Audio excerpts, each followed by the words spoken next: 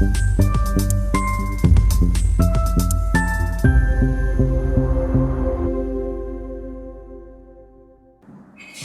मित्रांनो, मराठीत म्हण आहे की दोन्ही घरचा पाहुणा उपाशी.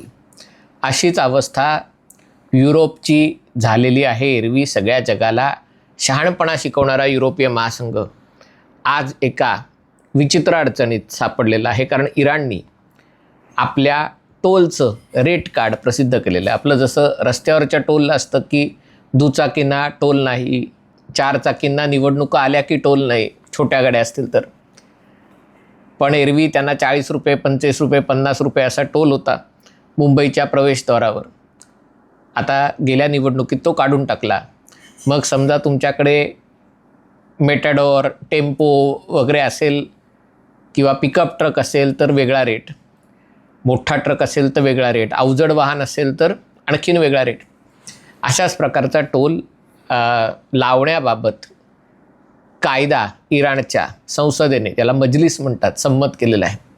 अर्थात इराणमध्ये एका प्रकारे हुकुमशाही असली, सर्व सूत्र आयातुल्ला अली खामेनी, आता त्यांचे पुत्र मुश्ताबा खामेनी यांच्या हातात असली, तरी एक त्यांच्याकडे खूप गुंतागुंतीची रचना आहे आणि त्याच्यामध्ये संसद आहे आणि संसद कायदे करतं.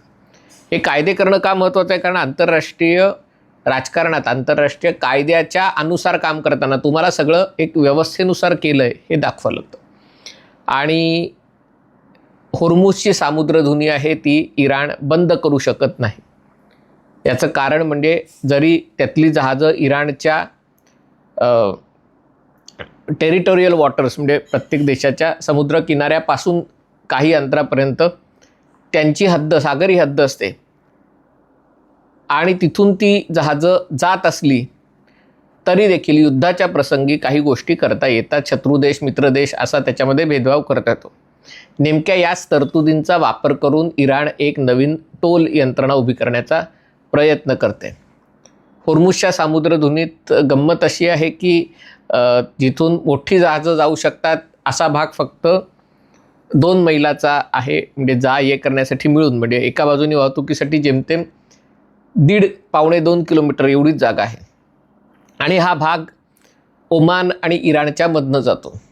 त्यातल्या ओमानच्या बाजूला इराणनी सुरुंग लावलेले आहेत असं घोषित केलेलं आहे, आणि त्यामुळे इराणच्या बाजूने ही वाहतूक होऊ शकते. आता या सामुद्रधुनीमध्ये इराणची 3 बेटं आहेत. एक होर्मुझ आहे बेट, हे सगळ्यात छोटं आहे, पण केशम आणि लराक ही 2 बेटं आहेत. आणि त्यामुळे जी जहाजं जातात इराणच्या समुद्रातनं त्याच्यात साधारणतः 39 किलोमीटरचा असा पट्टा आहे की ती या 2 बेटावरनं अगदी दृष्टिक्षेपामध्ये ही जहाजं असतात सगळी जाणारी, कारण ही बेटं इराणच्या किनाऱ्याच्या पुढे आहेत. आणि त्यामुळे इराणनी त्रिस्तरीय यंत्रणा केलेली आहे. बघा हे किती, हा व्हिडिओ तुम्हाला वाटेल की हे थोडा तांत्रिक वाटेल, पण खूप इतका सुरेख हे समजायला की जे मित्र देश आहेत इराणचे, याच्यामध्ये भारत आहे, चीन आहे, रशिया आहे. रशियाला अर्थात इराणच्या जहाजांची तशी काही गरज नाही, कारण रशियाकडे भरपूर तेल आहे. इराक असेल, मलेशिया असेल, असे जे काही देश आहेत, पाकिस्तानला सवलत आहे काही जहाजांची, त्यांना इराणनी त्यांच्याशी थेट वाटाघाटी करून पैसे घेतले असतील तर माहिती नाही. इराण म्हणतं आम्ही काही पैसे व्यवहार करत नाही, पण कदाचित झाले असेल पडद्यामागे, धरून चला. पण हे सगळे इराणचे मित्रदेश आहेत आणि ते आपली जहाजं या भागातनं टोल भरल्याशिवाय त्याची वाहतूक करू शकतात. भारत तशी वाहतूक करत आहे. भारतामध्ये जहाजं, तेलानी आणि नैसर्गिक वायूची जहाजं येत आहेत. पाकिस्तानलाही सवलत मिळालेली आहे, त्याच्याबद्दल वेगवेगळ्या बातम्या येत आहेत. काही जण म्हणतात पाकिस्तानकडे 20 जहाजच नाही आहेत, म्हणजे स्वतःचा झेंडा असलेली. पण सांगायचा मुद्दा हा की त्याच्यात तपशिलात मी आत्ता जात नाही, पण मित्र देश आहेत की ज्यांच्यासाठी टोल नाही आहे. नंतर असे देश आहेत की जे तटस्थ आहेत. तटस्थ देश कोणते? तर जगातल्या 200 देशांपैकी जवळजवळ 100-125 देश असतील की जे तटस्थ आहेत. याच्यामध्ये अनेक आफ्रिकेतले देश आहेत, दक्षिण आशियातले देश आहेत, आसियान देश आहेत, ज्यांना इराण अगदी मित्र देश म्हणत नाही, जे अमेरिकेबरोबरही आहेत, इतर देशांबरोबर आहेत, पण त्यांचा इराणशी असे काही मित्रत्वाचे संबंध नाहीत, शत्रुत्वाचे संबंध नाहीत.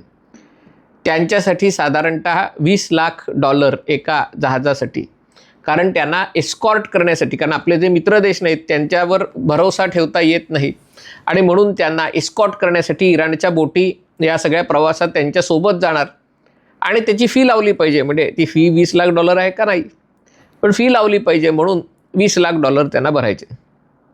आता बघा, जी मोठी जहाजं असतात त्यांच्यामध्ये 1 लिटर म्हणजे 1 बॅरल क्रूडसाठी जिथे $100 $110 असतात आणि त्या मोठ्या जहाजांमध्ये $20 लाख लावले तरी एका बॅरल मागे $1 किंमत वाढते.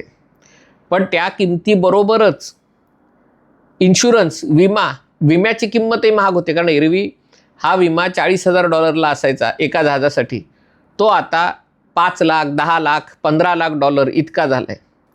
तेलासाठी हे परवडतं कारण एका बॅरलला $2 किंमत त्याची वाढू शकते. म्हणजे तशी काही फार वाढत नाही.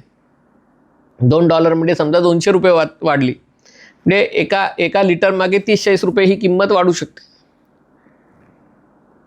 पण ज्यांना खाद्यपदार्थांचा व्यापार करायचा आहे, ज्यांना बल्की पण ज्याला काही फार वजन म्हणजे ज्याला काही फारशी किंमत नाही पण वजन जास्त आहे, अशा गोष्टींचा व्यापार करायचा आहे, त्याच्यासाठी $20 लाख टोल आणि $10 लाख इन्शुरन्स हे सगळं केलं तर त्यांचं कंबरडं मोडतं, ही जहाजं जाऊच शकत नाहीत. पण हे बऱ्याचशा देशांना आहेत. तिसरी कॅटेगरी, आणि तिथे माझा विषय येणार आहे, तिसरी कॅटेगरी आहे हा एका प्रकारे शत्रू देश आहेत, की जे देश म्हणजे अमेरिका आणि इस्रायल आहेत ते शत्रू देश आहेत इराणचे.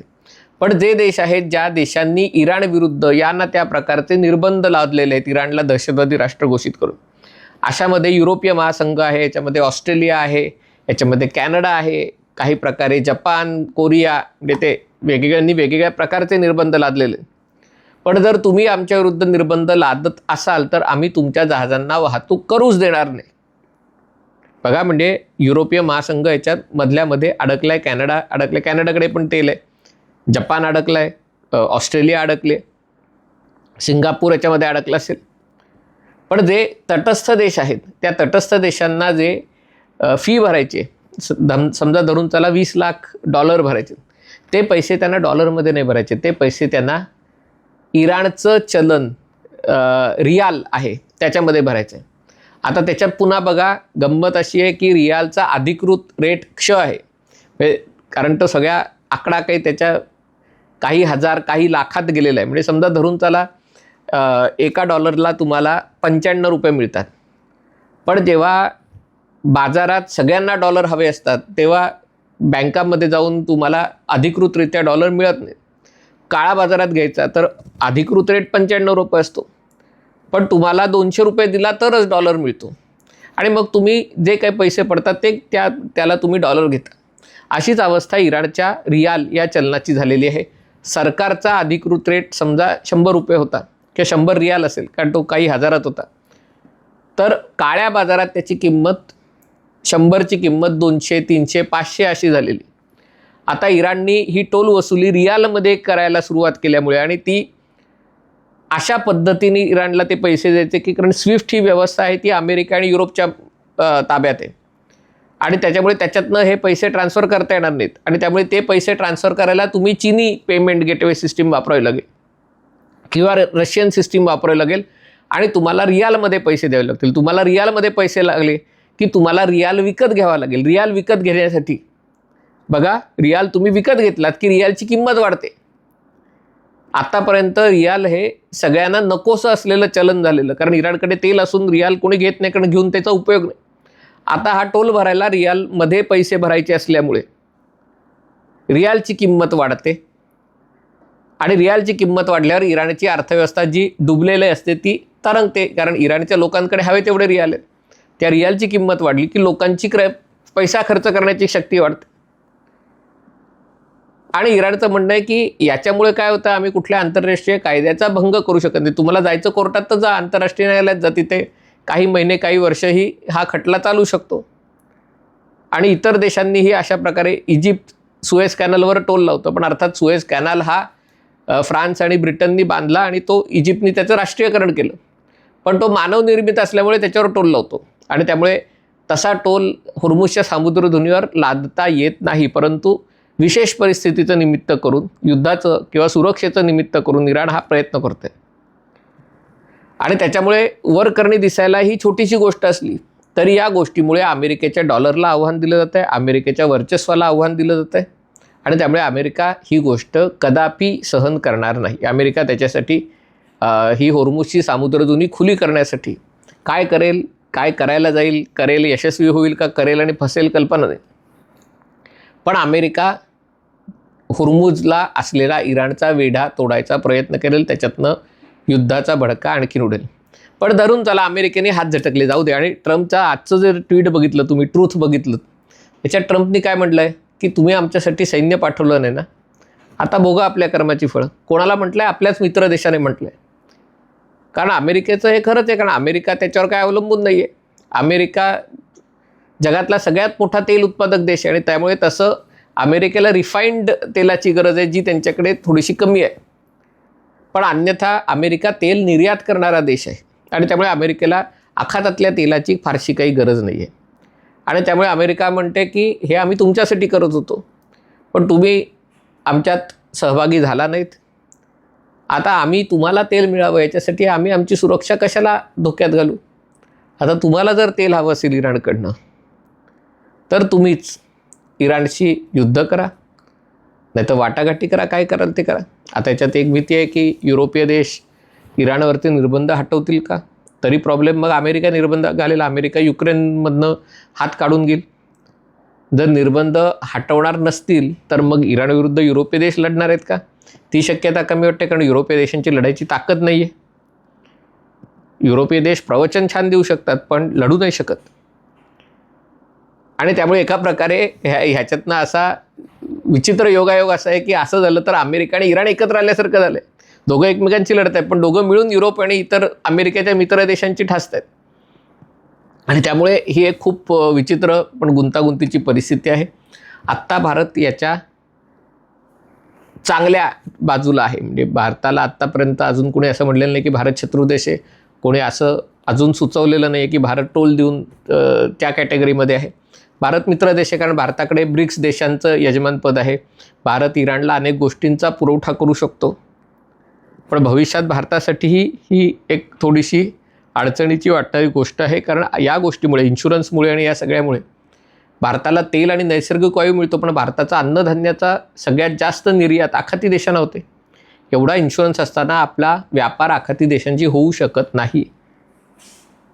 भारताला आखाती देशांना एका सोबत जोडले गेलेले आहोत अनेक गोष्टींनी. 100 अब्ज डॉलरच्या वरती आपला व्यापार फक्त UAEशी आहे.